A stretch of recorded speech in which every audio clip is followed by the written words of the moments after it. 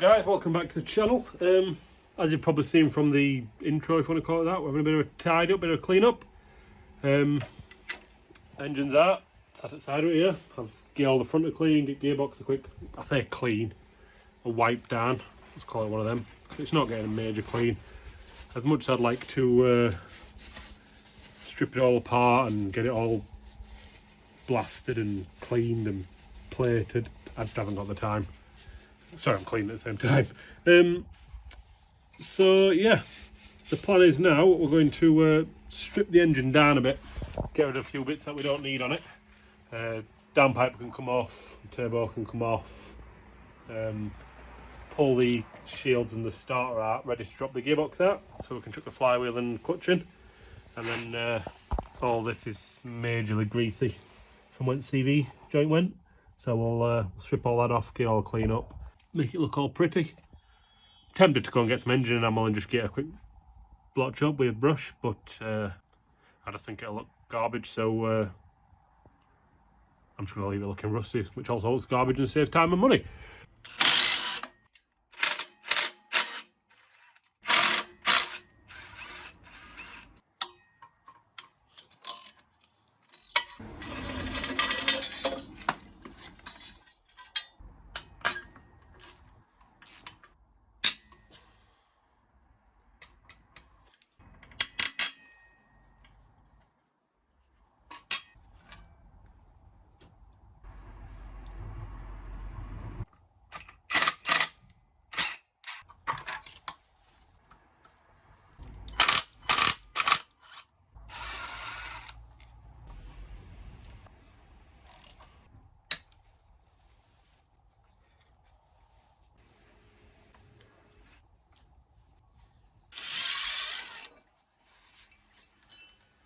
Start the motor and everything off, it's a little bit cleaner, it's not perfect. Chuck it on the engine crane, there, just so I can get to all the bolts and everything. I'm going to undo all the bolts for the gearbox, apart from probably this one here, and then we can lower it down, undo that and wiggle the gearbox off.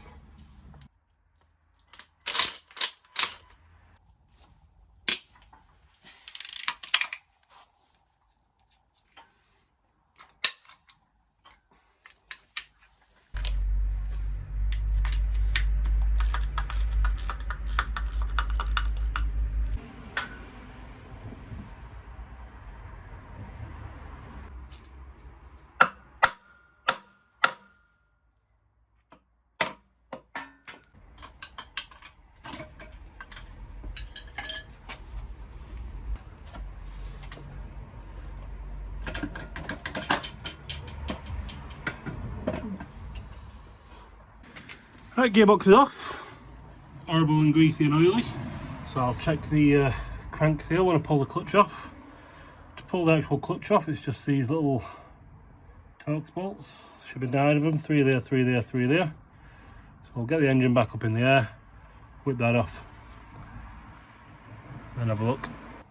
Clutch, to be fair to it, looks pretty mint. It was probably swapped when the car was engine swapped, because that looks pretty good. There's plenty on it, no major heat marks, a couple of heat spots there, but nothing major. Flywheel looks again, a couple of little heat spots, nothing too major, a little bit more than I'd like.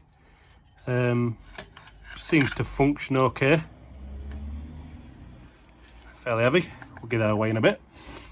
And the bad news, look at the state of that. Crank seal needs changing, which I don't have in stock, so yeah, joys. Right, it's getting a bit on in the day now, so to finish off today we're going to clean all that up, ready for the new seal to go in, which I'm going to have to order. But while I'm there, I've got a few other bits to order anyway. Need to order the gaskets for that, bottom and top. I think I've got 1 in, I need 2. The clutch line I've got plugged into the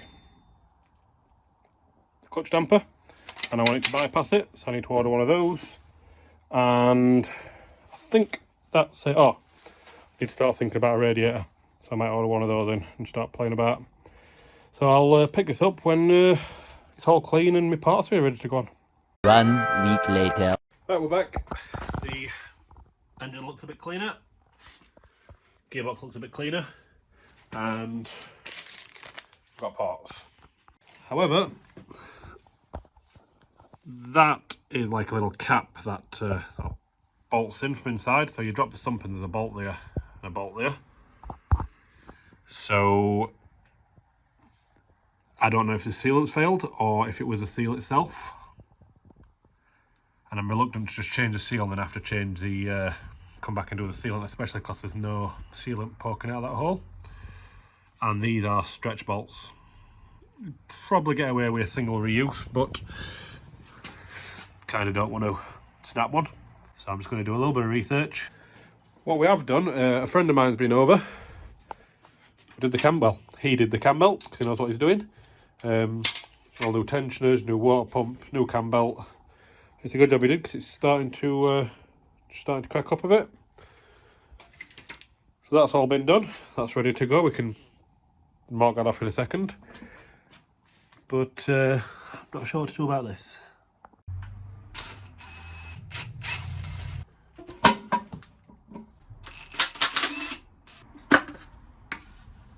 Right, I've just checked with a torch, putting up against the seal, up against the edge, and looking inside, and I can't see any light at all inside. So I'm going to say that is sealed. So I'm going to change that. I'm going to give this a little seal on the outside just in case, but I'm not going to touch them stretch bolts. I don't want to break what's not, fix what's not broken, and then we can call that job done.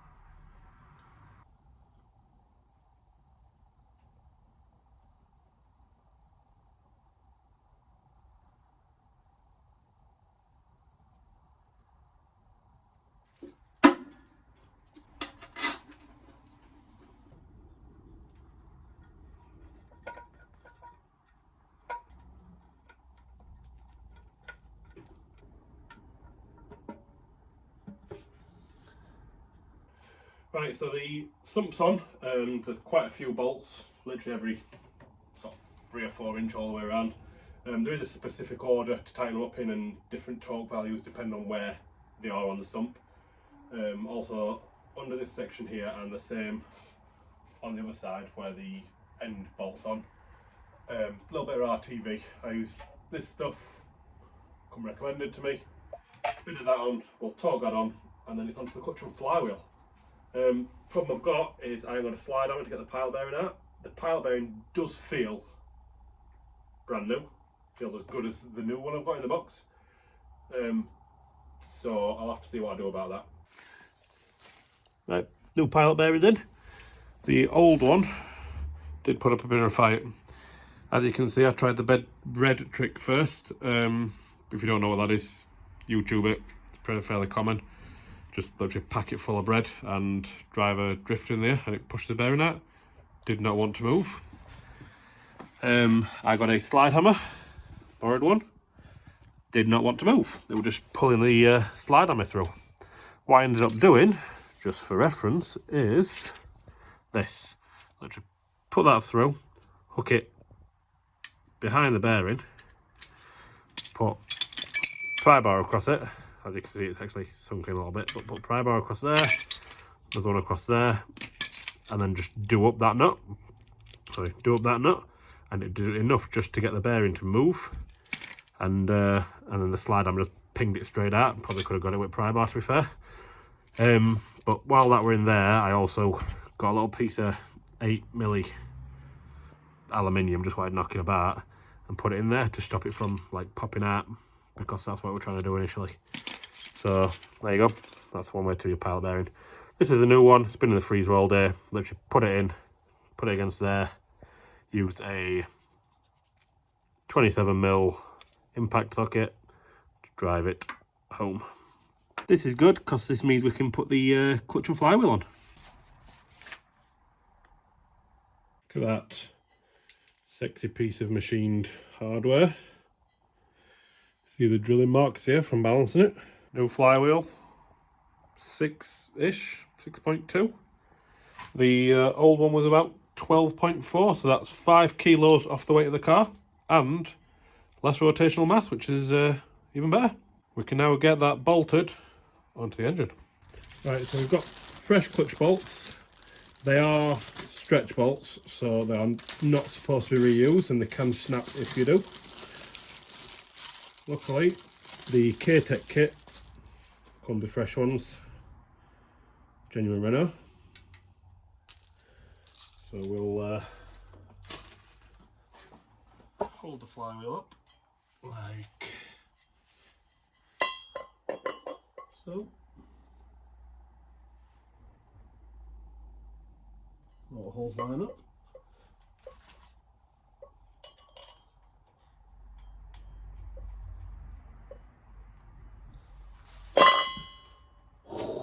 Mini heart attack.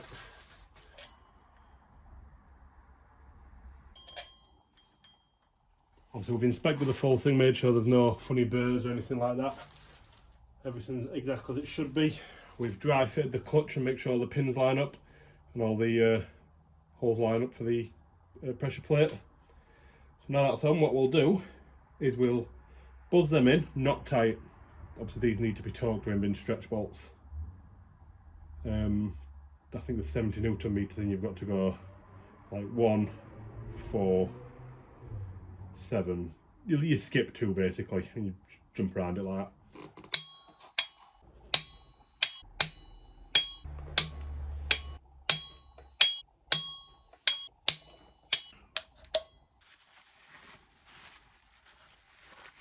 The clutch plates are directional. You'll see this bit's got like a sticky outer bit and this bit's got like an innie bit. Sticky outer bit to the back.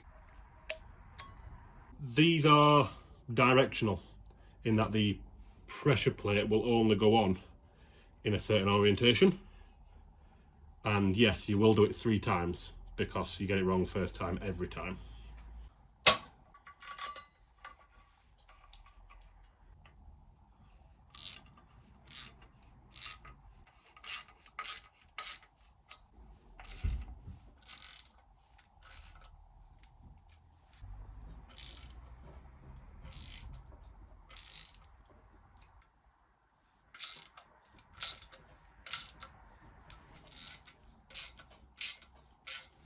There we go, clutch is on. All lined up nicely, look, that slides in and out beautifully. They're all torqued up and epi-penned, edding penned, what do we call them? One of them. So you know you've torqued them up as you go around, get a little dab, beautiful, all 9. Next step is going to be slave cylinder. Right, so the slave cylinder, which is this little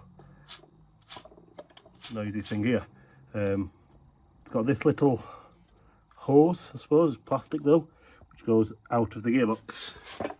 Make sure you move that. I undid that, obviously I didn't need to. Just literally press that spring clip down and it does pull away with a little bit of wiggling. That's all you do. Pull them 2 bolts off, should just slide straight out.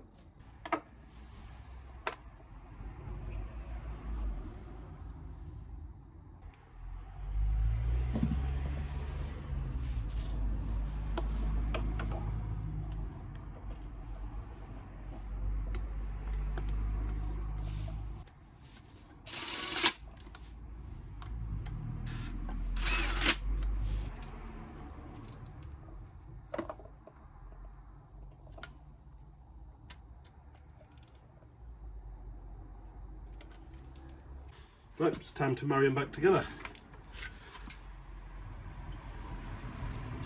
Not the easiest job by yourself, but we'll see what we can do.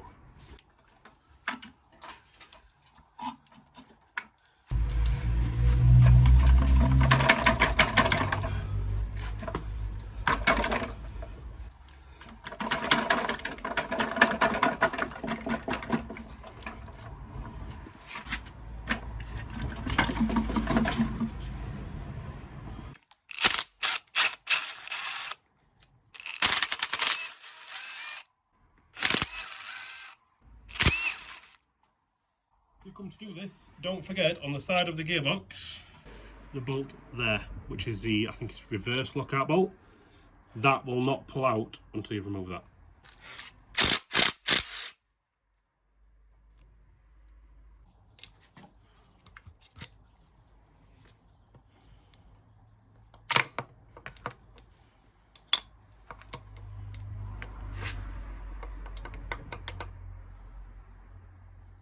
I'm fairly sure I've covered this in a previous video, but you've got a little spring washer there, which you pop off, and this whole thing should slide out.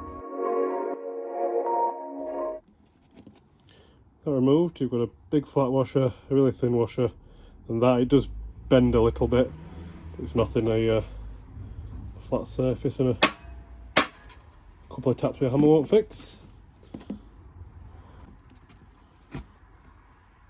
Right, so that's removed. So once you've got them off, you've got a thicker washer, a thinner washer, and that little spring washer. It does get a little bit distorted, but just pop it on a flat surface, tap it with an hammer, flatten that nicely.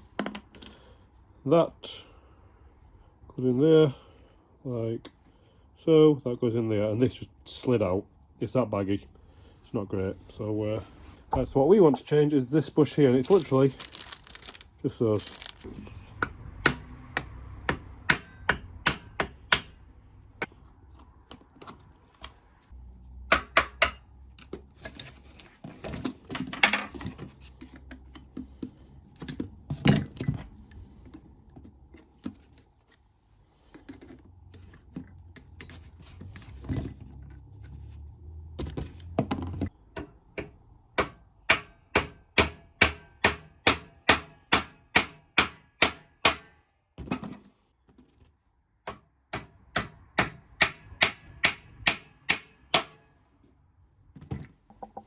Right.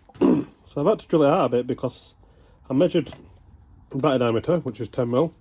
I measured the new bushes, and it was measuring like 9.4, 9.5ish, and it just wouldn't go in. So I've chucked a 10mm drill bit through it. So that bush was great.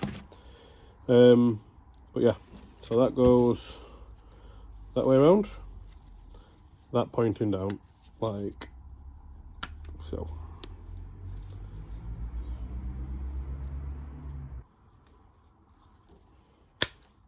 Ow.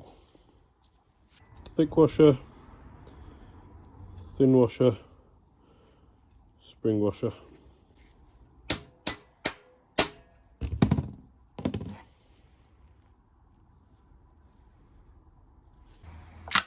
Ooh. Try not to trip fingers.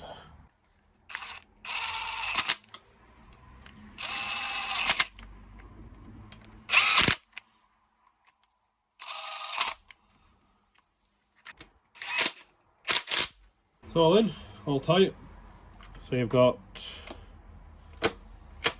1 and 2, 3 and 4, 5 and 6, reverse.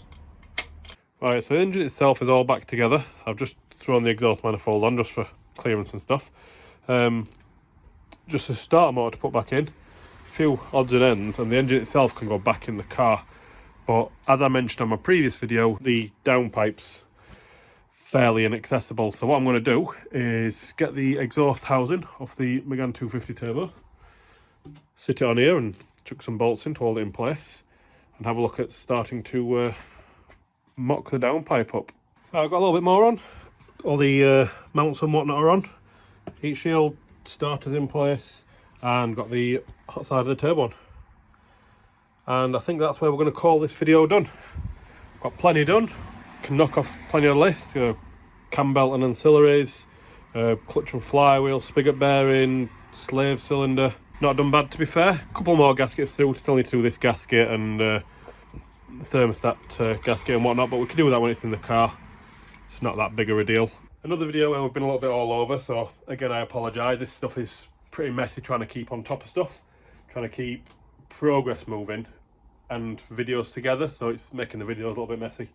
The next video is hopefully going to be either the fuel pump or this downpipe. We'll have a look at. So if you got to this point in the video, thank you very much. catch you on the next one.